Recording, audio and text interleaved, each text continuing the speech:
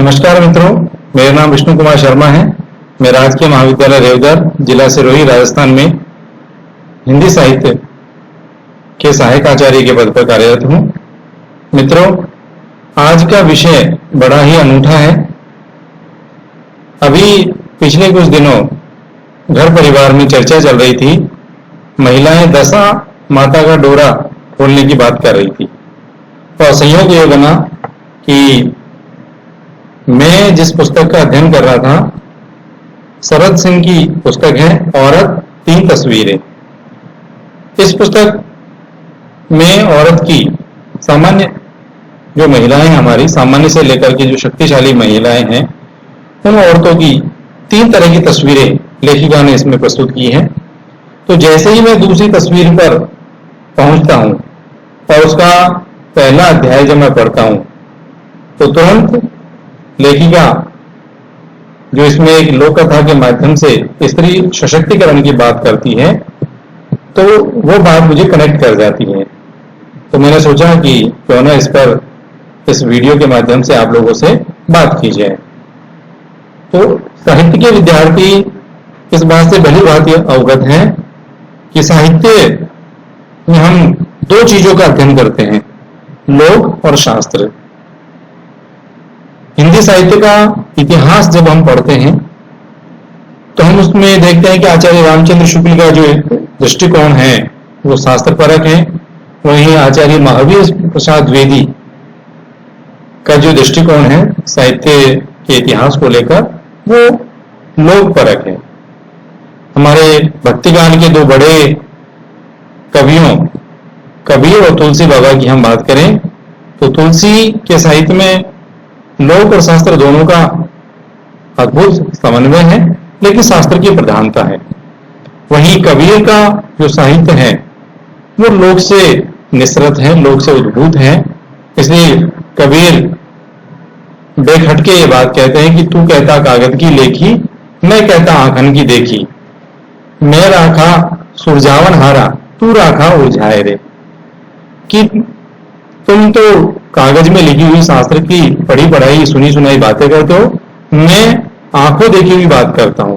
इसलिए उन्होंने अपनी जो साखियां हैं उनको कहा है साखी ज्ञान की आंखी, यानी जो मैंने प्रत्यक्ष अपनी आंखों से अनुभव किया है, अपनी मेरी अनुभूति, निजी अनुभूति जो है, उसे मैं अपनी इस कविता, अपने गीत, अपने इन दोहों के माध्यम से, अपनी साखियों के माध्यम से व्यक्त कर रहा हूं।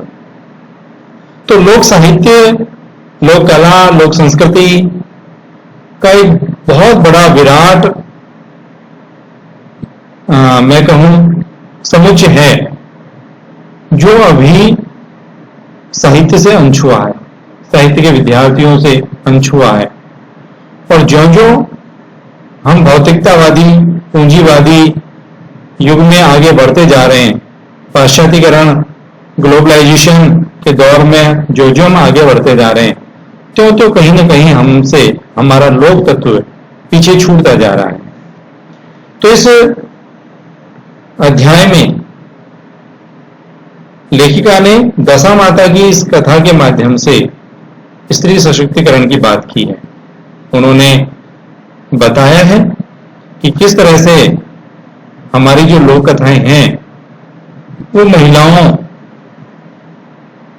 की एक ताकतवर स्थिति को बयां करती हैं। तो सीधे हम कथा पर आते हैं। कथा बहुत रोचक है, आप सुनेंगे तो आपको ये आनंदित करेगी और इसको एक नए दृष्टिकोण से, नए नजरिए से हम इसको देखेंगे तो वो बात आपको आपके दिल तक पहुंचेगी। कथा इस प्रकार है कि एक सेठ सेठानी थे जिनकी कोई संतान नहीं थी। सेठानी लोकाचार के वशीभूत एक बहू लाना चाहती थी। पुत्र के अभाव में यह संभव नहीं था, अतः उसने वधू पक्ष से छल करते हुए यह कह दिया कि मेरा पुत्र व्यापार के सिलसिले में परदेश गया है तथा शुभ मुहूर्त को ध्यान में रखते हुए विवाह को टाला नहीं जा सकता है। इस पर एक कटार के साथ वधू का विवाह करा दिया गया। ससुराल आने पर सेठानी की बहू को सच्चाई का पता चला। बहू ने सास की अनुमति से एक कमरे में पीपल की पूजा शुरू कर दी। प्रतिदिन उस बंद कमरे में पूजा के बाद एक सुंदर पुरुष पीपल से निकलता और चौपड़ खेलकर पीपल में समा जाता।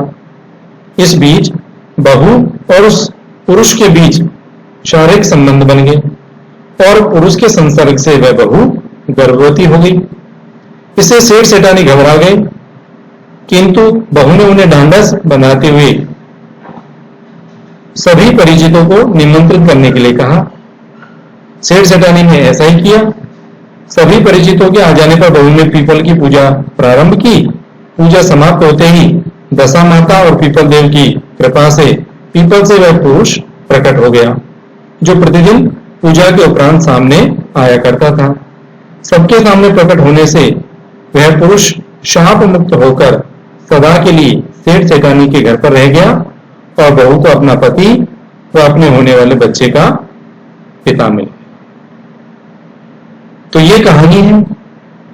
अब इस कहानी का हम विश्लेषण करें तो इस कथा में बहू जिसके साथ छल किया गया है और एक छद्म विवाह के बंधन में उसे बांध दिया गया है, तो वह बहू जो इस कहानी की नायिका है, वह उस राजपूती काल में कटार से विवाह करा दिए जाने पर कटार के साथ जीवन बिताने और कटार के साथ सती हो जाने वाली तथाकथित वीरांगना स्त्री नहीं है, वरन विवाहेतर पुरुष से संतान उत्पन्न करके उसे पति के रूप में और संतान को एक वैध संतान के रूप में समाज में स्थान दिलाने वाली दृढ़ स्त्री है।